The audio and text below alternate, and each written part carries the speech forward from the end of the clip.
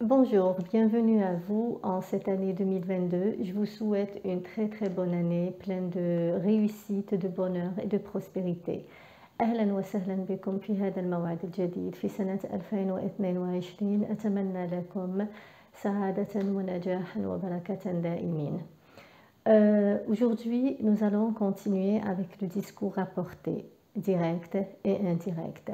La dernière fois, nous avions vu le discours rapporté direct et nous avions dit qu'il y avait trois éléments qui nous permettaient de le reconnaître. Donc, il y avait le verbe introducteur, les deux points et les guillemets. في الحصة الماضية كنا قد درسنا الكلام الموصول المباشر، وقد قلنا بأنه لدينا علامات تساعدنا على التعرف عليه. الفعل المقدم الذي هو le verbe introducteur, les deux points, النقطتين et المزدوجتين qui sont des guillemets. Très bien.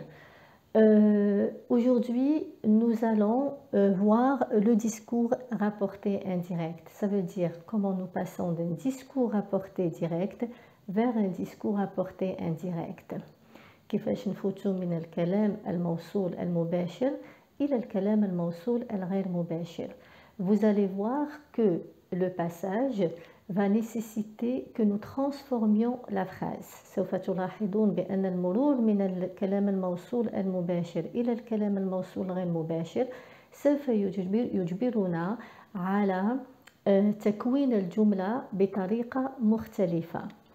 من المفروض أنه المرور من الكلام المباشر إلى الكلام الغير مباشر، الكلام الموصول المباشر إلى الكلام الموصول غير مباشر، يعني من المفروض أن المعنى لا يتغير، ولكن بما أن الإنسان سوف يغير من شكل الجملة، ففي الواقع الأمر كثيرا ما يتغير المعنى قليلا، يعني ليس إلى درجة تغيير كل المعنى بشكل شامل، ولكن تطرأ عليه بعض التغيرات، وهذه التغيرات هي التي في بعض الأحيان تحدث مشاكل لما الإنسان يوصل كلام بطريقة غير مباشرة. إذا كان حصل تغيير يعني في جوهر المعنى، فهذا ينجم يخلق مشاكل في بعد ذلك. Donc vous allez voir que le passage du discours indirect, du discours rapporté direct vers le discours rapporté indirect nous oblige à composer la phrase différemment. Cette recomposition, cette reconstruction de la phrase, qu'est-ce qu'elle engendre des fois? Elle engendre des modifications des fois dans le sens. Cela dépend du degré de maîtrise de la langue de la personne, du choix du vocabulaire et l'intention aussi de la personne qui va rapporter le discours. Donc, ce que je vais vous dire aujourd'hui, c'est que pour pouvoir maîtriser le discours rapporté indirect, il y a un certain nombre d'éléments que vous devez maîtriser au préalable. الشيء الذي أود أن أقوله لكم اليوم هو أنه إذا أردتم أن تتمكنون من استعمال الكلام الموصول الغير مباشر بطريقة سليمة، أنتم محتاجين إلى التمكن يعني من بعض الدروس التي هي يعني يلزم عليكم أنكم تكونوا متمكنين منها قبل أنكم تحاولوا تفهموا الكلام الموصول غير مباشر. إذا كان عندكم خلل في فهم هذه الدروس التي هي الأسس تاع هذا الدرس، فسوف تجدون صعوبة في أنكم تشكلون جمل من هذا القبيل. Alors, quels sont les éléments, les prérequis que vous devez maîtriser avant d'approcher le discours rapporté indirect? Alors, la première leçon que vous devez maîtriser, c'est la leçon sur les pronoms personnels. D'accord?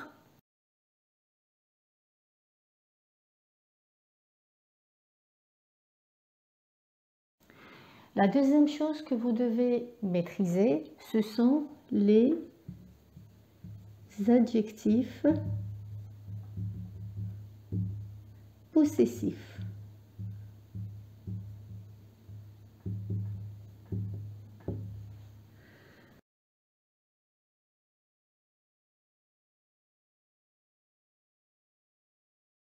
La troisième chose que vous devez maîtriser, ce sont les temps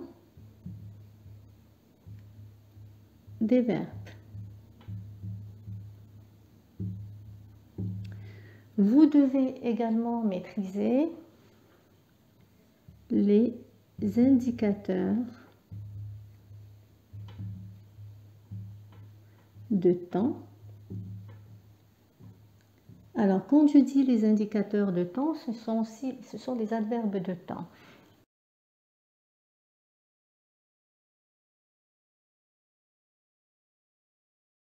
Et les indicateurs de lieu.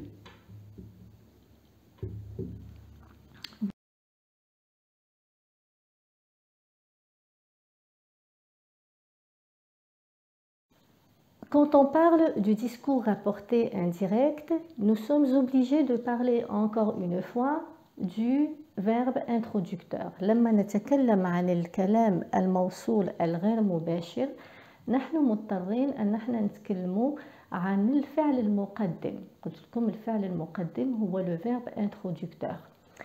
الفعل المقدم الزمن الذي سوف يكون مصرف فيه هو الذي سيمكننا من معرفة إذا كانت ستحصل تغييرات في الجملة لما نمر إلى الكلام الموصول الغير مباشر أم لا. Je vais vous expliquer par un exemple. Alors, la première chose, أنا عندي الجملة تاعي راها هنا مكتوبة في الكلام المنقول المباشر. Donc, ma phrase, elle est écrite au discours rapporté direct. Je vais la transformer au discours rapporté indirect. Mais avant de faire ça, je dois l'observer et relever les éléments qui vont subir des modifications. Très bien. Bon, moi, j'ai ma phrase. نلاحظها ونشوف ما هي الأشياء التي سوف تتغير لما أمر من الكلام المنقول المباشر إلى الكلام المنقول غير مباشر. أول شيء لازم أني ننتبه له هو le verbe introducteur. Mon verbe introducteur il est là. لازم نشوف في أي زمن هو مصرف. الفعل le verbe introducteur تاعي هنا راه مصرف au présent de l'indicatif. Très bien. بما أن الفعل المقدم تاعي راه مصرف في الحاضر يعني في المضارع فهذا يعني أنه الفعل اللي راه هنا في الكلام المباشر هنا لما أنا دوك نمر للكلام الغير مباشر سوف يبقى في نفس الزمن لن يتغير. ولكن هنالك أشياء أخرى يجب أن تتغير. عندنا هذه النقطتين والمزدوجتين دوك يمشيو. هذه النقطتين في هذا النوع من الجمل سوف تستبدلان ب que. D'accord? Très bien. كنت قلت لكم بلي الأشياء الدروس اللي لازم تكونوا متمكنين منها هي les pronoms personnels. Je vous avais dit que parmi les prérequis, c'est les pronoms personnels. Il faut les connaître. Donc mon pronom personnel ici, c'est je. Je, il va subir une modification. D'accord? Donc, je vais le souligner. Très bien. Maintenant, je vous avais dit aussi qu'il faut faire attention aux adjectifs possessifs. L'adjectif possessif, il est là. Il va subir une modification. Je vous avais dit que parmi les leçons qu'il faut maîtriser, ce sont les adverbes de temps et de lieu. Ici, j'ai un adverbe de temps. Où est-ce qu'il est? C'est demain. Très bien. Maintenant, moi j'ai dit que lorsque le verbe introducteur il est conjugué au présent ou au futur, à ce moment-là, ce verbe-là, il garde le même temps, il ne changera pas. Et mon adverbe de temps, lui aussi, il ne va pas changer. Donc, qu'est-ce que ça va, quelle phrase je vais écrire maintenant? Donc, Samy dit que, alors, Samy, maintenant, ici, quand je passe au discours indirect, imaginez qu'il y ait une personne qui va vous transmettre les paroles de Samy, d'accord? Donc, elle va les transmettre. Ce n'est plus Samy qui est en train de parler, mais c'est cette troisième personne qui est en train de rapporter et de transmettre le message. Par exemple, moi, je suis en train de vous transmettre ce que Samy a dit. Alors, je vous dis, Samy dit que, alors le jeu là qui était Samy parce que c'est lui qui était en train de parler, mais ici c'est moi qui est en train de rapporter le discours, je vais vous dire il. Samy, je, mais Samy ici, il devient il. J'ai une voyelle ici et une voyelle ici, je vais mettre l'apostrophe. Donc Samy dit qu'il, ici on a dit le verbe il garde le même temps, parce que mon verbe introducteur, il est au présent. Donc, il travaille, d'accord, avec, il ne changera pas, mais mon adjectif possessif, il change. Ici, c'est Samy qui parle, donc il dit « mon collègue », mais ici, c'est moi qui transmets les paroles. Donc, quand Samy, il dit « mon collègue », moi, je vais dire « son collègue ». Donc, mon, il devient son. S-O-N. Voilà, son collègue.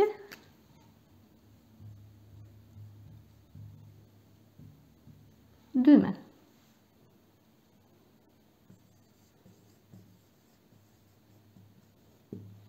Voilà. En arabe, qu'est-ce que ça dit? Sami يقول بأنه يعمل مع صديقه غدا. Donc je l'écris. Sami يقول بأنه. Donc ce vous là c'est il. بأنه يعمل مع صديقه. Donc ce son là c'est hi. D'accord. غدا. Voilà. Maintenant, si mon verbe introducteur, il est au futur, on va dire le futur simple, donc je vais enlever le T et je vais le remplacer par le RA. Dira. Sami dira. Et ici, bien sûr, je change mon temps de conjugaison. Voilà. Le futur simple. Voilà. Sami dira « Je travaille avec mon collègue demain » et ici aussi, au discours rapporté indirect, Sami dira qu'il travaille avec son collègue demain. Alors, vous allez me dire comment ça se fait. C'est entre parenthèses. Hein. Vous allez me dire comment ça se fait. L'action, elle va se dérouler demain, mais mon verbe, il est conjugué au présent ici. Dans la langue française, le présent de l'indicatif, il peut avoir plusieurs valeurs. هو normalement فعل يتكلم عن الحاضر ولكن يمكن أن يتقمص عدة مسؤوليات أخرى.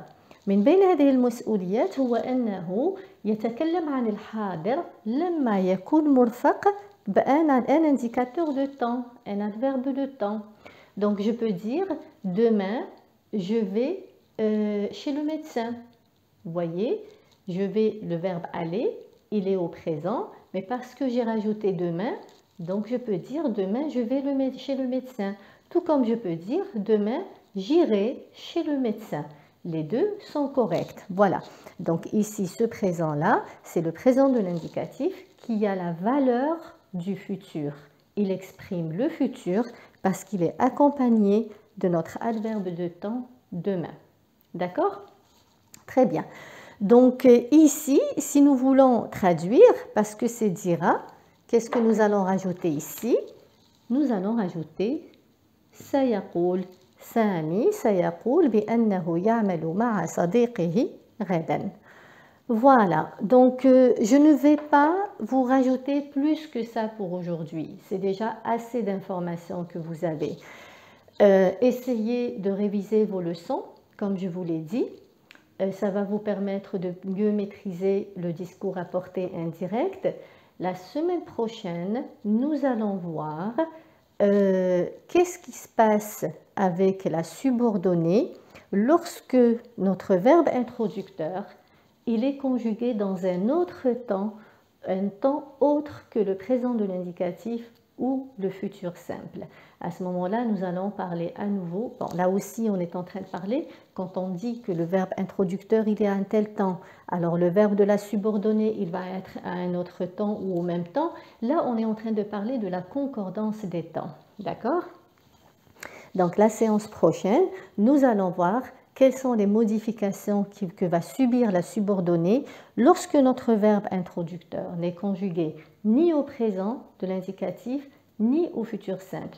في الحصة المقبلة سوف نرى ما الذي سيطرأ كتغييرات على الجملة المرؤوسة لما يكون الفعل المقدم مصرف في أزمنة غير الحاضر أو المستقبل. Voilà. J'espère que j'ai été claire.